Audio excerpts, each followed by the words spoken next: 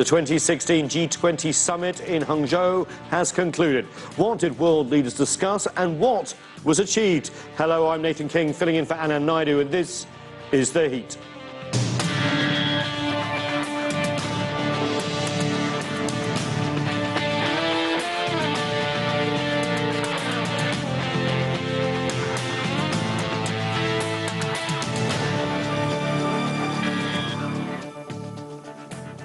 Leaders representing the world's largest economies met over the last few days for the 2016 G20 Summit in Hangzhou.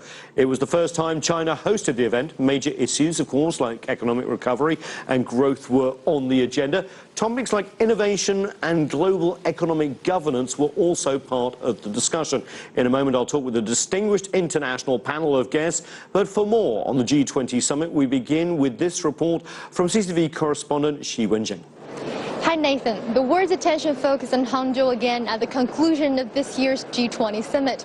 This gathering of the world's major economies is crucial as the world economy faces risks and challenges, including sluggish growth. And at the summit's opening, Chinese President Xi Jinping urged G20 countries to avoid empty talks as they look for ways to boost the global economy. The two-day summit achieved 5 major results. I'd like to highlight 2 points. First is the creation of a blueprint for innovation-driven growth. Fiscal and monetary policies can help in the short term, but do not strengthen the health of an economy. The blueprint not only seeks a fresh impetus for global growth, but also lays down specific action plans through which to boost innovation, a new industrial revolution, and the digital economy. Second is setting up the first multilateral investment regulation framework. It is the first guiding principle of its kind in the area of trade investment, and the move is aimed at improving global trade. And apart from that, an international tax policy research center will be established. An anti-corruption cooperation plan was also created to provide no sanctuary in G20 countries for people involved in corruption or tax evasion.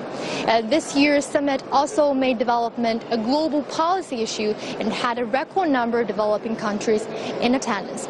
The summit reached 29 agreements to get the world economy back to an innovative, stable, and sustainable track. And outside the summit, some notable meetings also grabbed headlines, such as leaders from US, France, Germany discuss Ukraine. The BRICS informal meeting, Britain and Australia talk of a free trade deal, and Obama and Putin agreed to continue Syria talks, etc. Among which China and America scored one clear diplomatic success. Just before the start of the G20 meeting in Hangzhou, the two countries announced that they would formally ratify the Paris deal.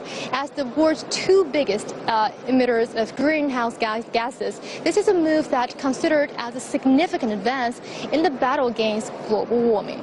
In addition, both sides stated their intention to prepare and publish their respective strategies under the Paris Agreement. And next year, G20 Summit will move to Europe, and Germany will hold next year's presidency. Back to you.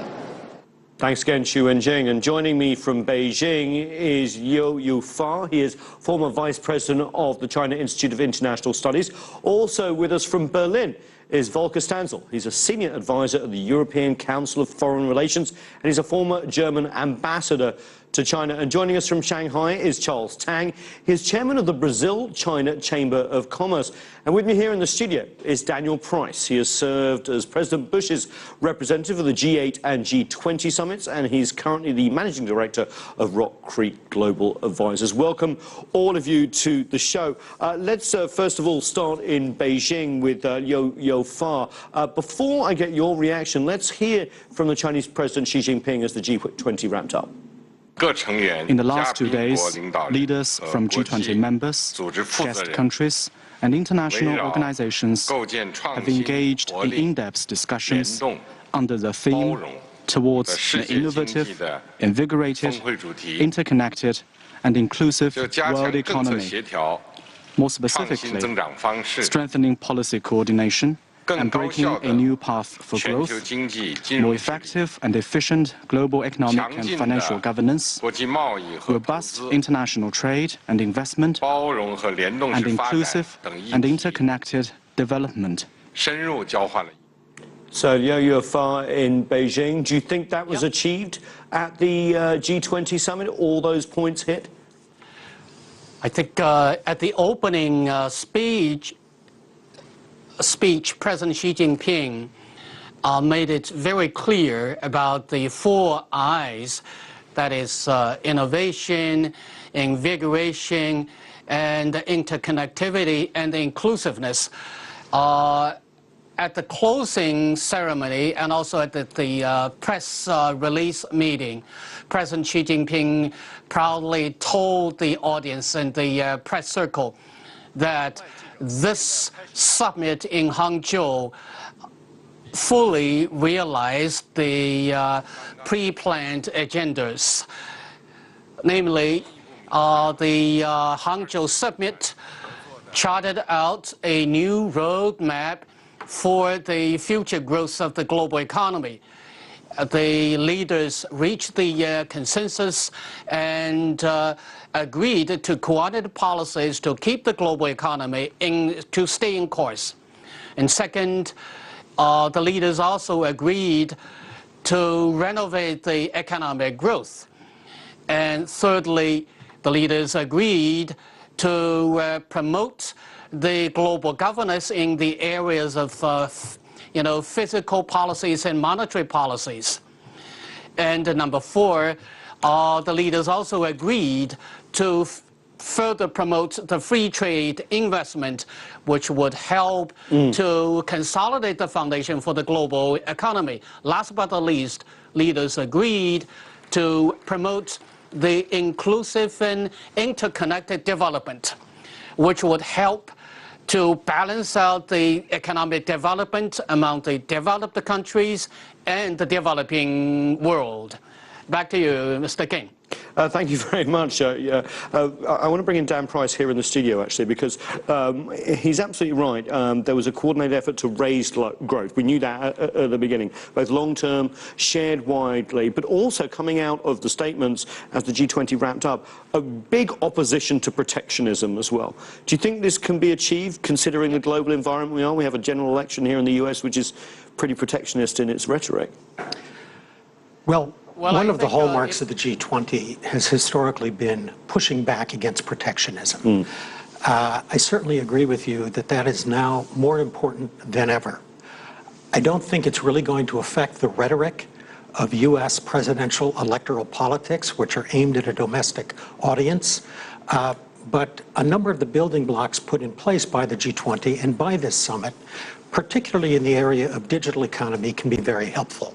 After all, the internet and e-commerce is one of the on-ramps to globalization, and one of the on-ramps that can spread the benefits of globalization, in particular to small and medium-sized enterprises. Which is where the jobs of the future are going to come from, and it fits in very well with the innovation as well. Charles Tang in Shanghai, obviously the other word is inclusiveness. You have a Chinese and a Brazilian background, the BRICS very much in presence there, and developing countries. What do you think the developing world can take from the G20?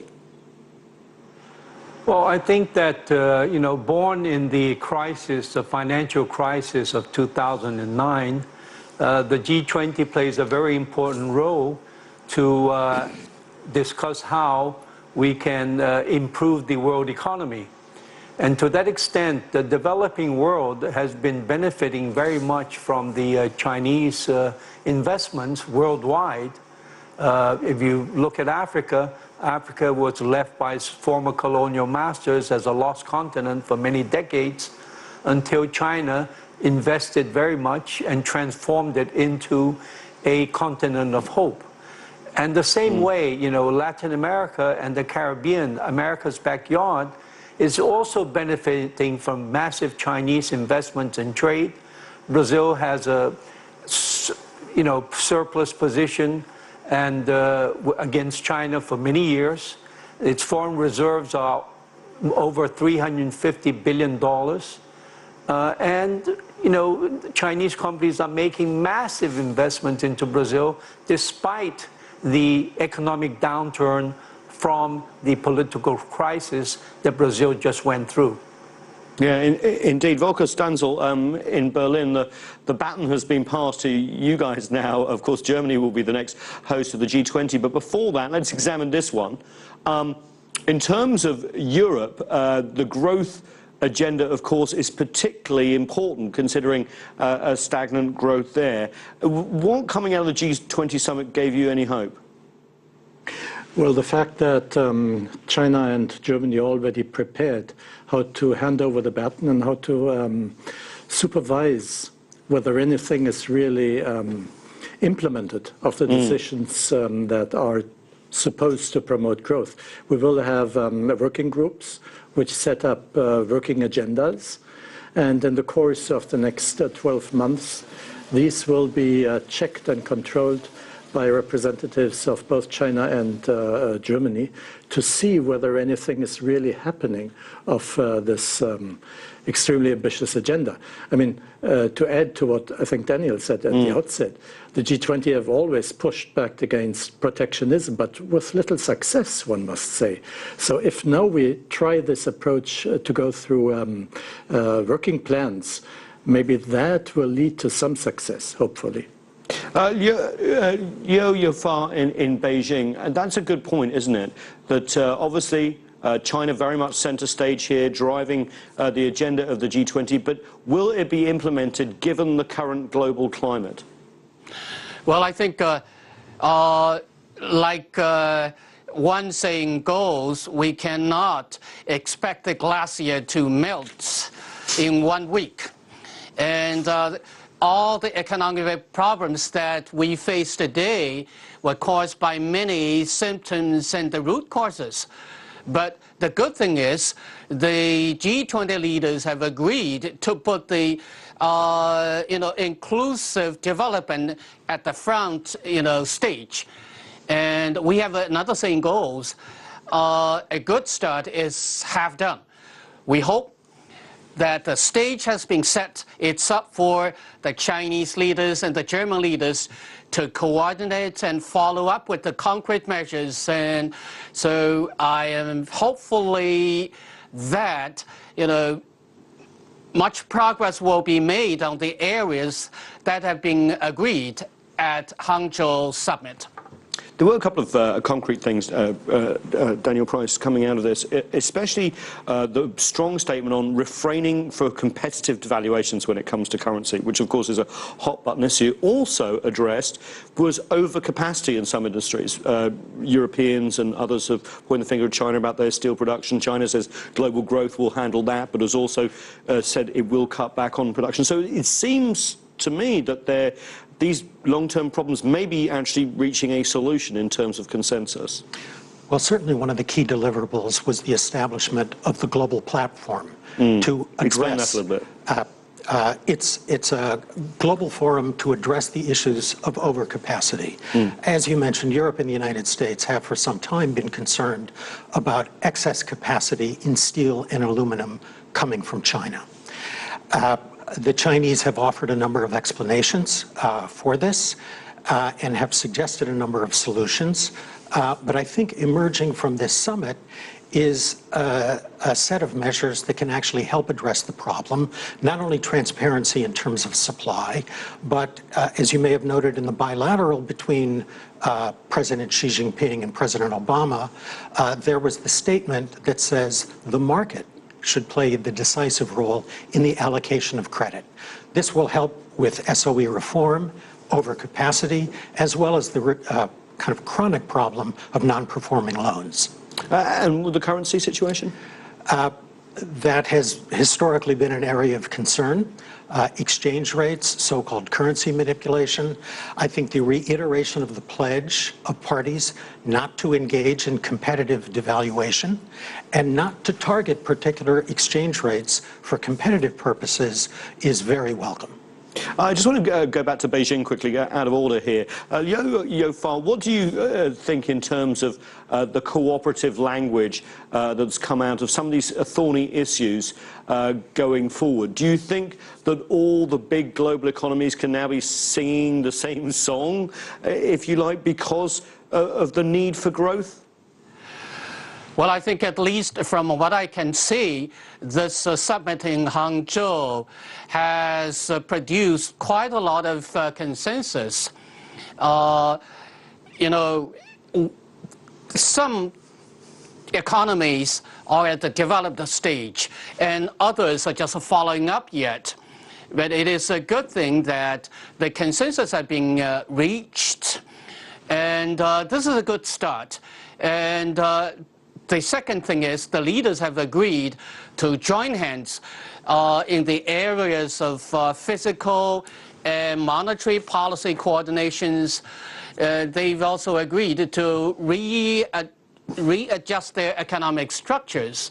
So these things, when put in place, should be helping the countries concerned to move their economies forward on a healthy path. Well, we're going to have to take a short break there, but we're going to go back to Shanghai and Beijing in a minute. More on the 2016 G20 Summit when we return. Please stay with us. You're watching The Heat.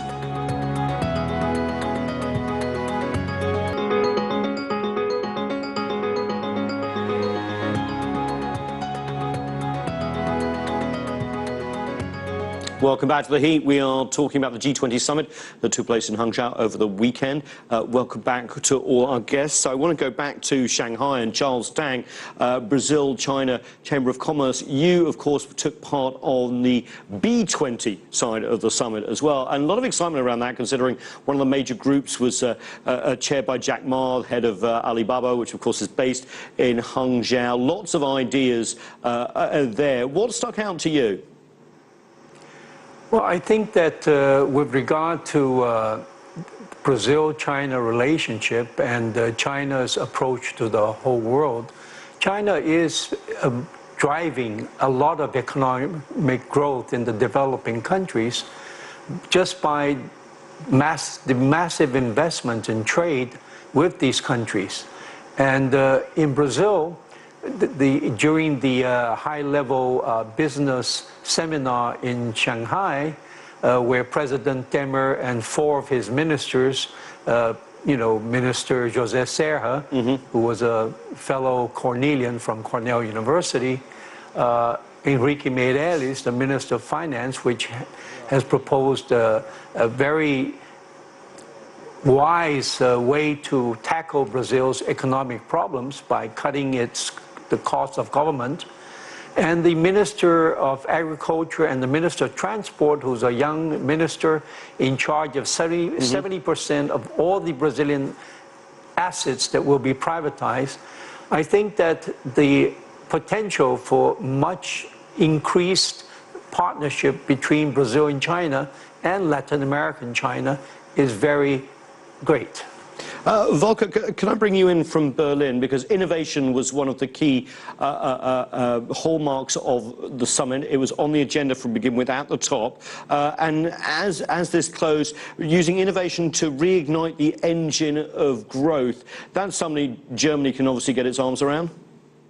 Yes, indeed. Actually, that was introduced into the discussions by the German government, as far as I have heard, which is to say digitalization, what we call Industry 4.0, is something that's being pushed forward by the German government domestically and inside the European Union. And that is why it has tried to make it a topic of the G20 as well. Now, that has, of course, fitted perfectly into the innovation drive that the Chinese government itself is pursuing. So we hope that this will continue through the German presidency and into the next presidency after that. Yeah, Daniel Price, let's pick up on this innovation idea, because, of course, it's very central to Chinese economic planning. The Germans obviously pushing it very hard as well, as we just heard. China's innovation, of course, Jack Ma was there, the head of the B20, bringing everyone together. What sort of signal did that send? I think a very positive one. One of the outgrowths of the B20, and indeed a proposal of Jack Ma, was for an electronic world trade platform, or so-called EWTP.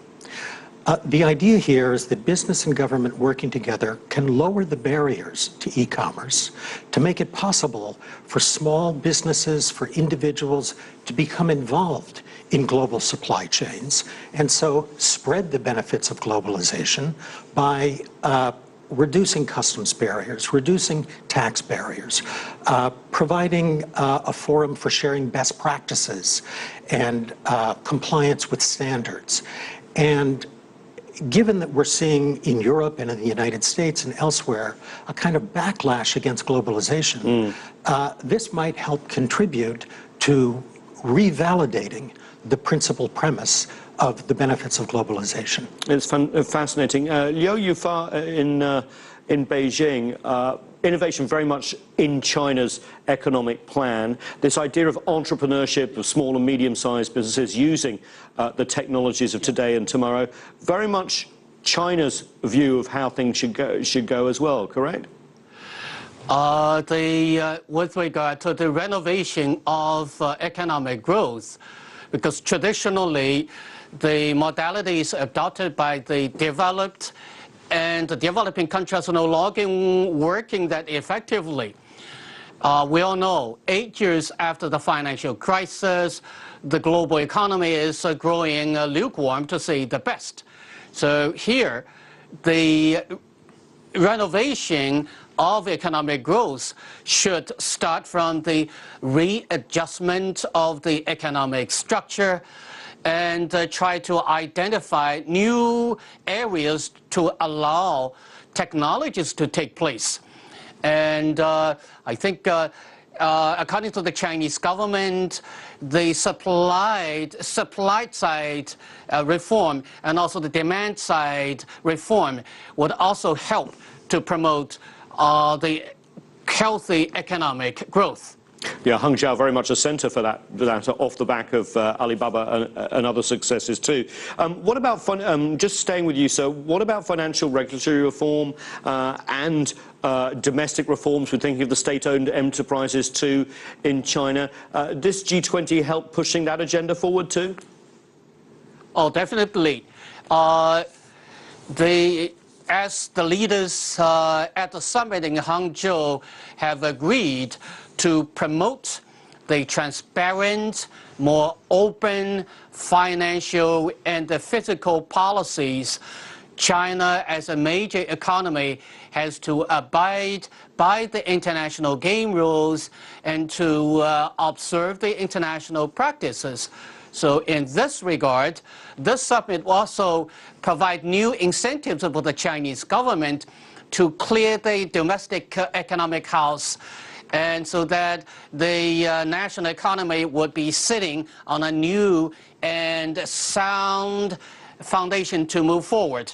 I think in this sense, the summit has provided a good start for the Chinese government and also for the Chinese business communities to have more incentives to develop the domestic market and also to open their production website into the neighboring countries. Interesting. Charles Tang in Shanghai, let's talk about the trade environment, because obviously global trade has been lagging. G20 trying to kickstart that with the sort of TPP, the Trans-Pacific Partnership, in trouble here in the US and elsewhere. We also saw seeing the UK pulling out of the European Union, although the new Prime Minister there at the G20 pushing for as many trade deals as she could get. We're at this background where there's this sort of pause in development of international trade, yet very much a need for more of it, correct? Well, absolutely. Innovation is playing a very important role, as Mr. Jack Ma says. You know, the e-trade and e-banking are really demolishing the barriers between the countries. In every global meeting, most of the government leaders always pay lip service to free trade, and then often they will set up their tariffs. However, with the new technologies in banking and in trading, I believe that it will help the free trade movement a lot. And the e-banking is just beginning, and worldwide e-trading has such a large potential and is helping the medium and small private enterprise in China, which is the hope and for the Chinese economy, because the big state-owned companies did play an important role during the financial crisis and still have an important role to play, but the economy, the vibrancy of the Chinese entrepreneurs and the small, medium businessmen is what will transform and make China's economy grow. Volker Stanzel in Berlin, of course, it's not just about economics. When you get so many world leaders together at the G20, other things are talked about too. And I'm thinking in terms of Germany's perspective, the migration crisis stemmed from the civil war in Syria, which was also on the agenda, of course, and, of course, the standoff over Ukraine. Not much solved there, or are there movements towards some sort of breakthrough? Well, President Putin from the outset has said that he doesn't want so much emphasis on political issues, understandably, if you think of an issue like you just mentioned it, Ukraine. So in the political realm, nobody expected really progress, and I don't think we can say there was any. There was, of course, two areas where I think something may have been kick-started.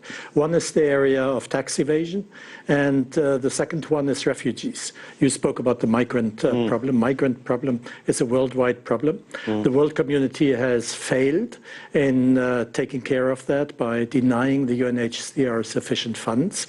Now, presently, Europe is bearing the brunt, but that might happen elsewhere as well. So to draw the attention of the world community to that problem, the way the G20 have done, might help a rethink in a lot of countries that might help to resolve that crisis. On tax evasion, obviously that's a problem for every country. Panama Papers, the recent Apple question in Ireland, and that is, with continuing globalization, bound to increase if governments don't really look hard at it, which many governments do not do. So again, the fact that the G20 have tried to emphasize this may be helpful. Daniel Price, climate change, US and China actually ratifying the agreement, that's kind of big news, isn't it? That is big news. With the ratification of China and the United States, it brings to a total of 40% of global emissions those countries who have ratified the Paris Climate Accord. So that's quite significant. But more than that, there were a number of other deliverables at this summit which bear directly on climate. One is the commitment of the G20 leaders to complete the WTO Environmental Goods Agreement by the end of 2016. That's an agreement that's intended to reduce tariffs on climate-friendly goods. Another commitment had to do with the reduction of hydrofluorocarbons under the Montreal Protocol. HFCs are much more than carbon, are real contributors to greenhouse gases and ozone depletion. And there was work done on aviation emissions and heavy-duty vehicles as well. So, which have been stumbling blocks in the past. So, yes, they have. Yeah, it's good to see that area of cooperation between the US and China. And thanks all so much for a very stimulating discussion. That's it for this edition of The Heat. We'd love to hear from you, so please send us your questions, comments and story ideas to theheat@cctv-america.com. And we'd like to continue the conversation, as always, on social media. Give us your thoughts and comments on our Facebook, CCTV America. I'm Nathan King in Washington, D.C. Thanks so much for watching.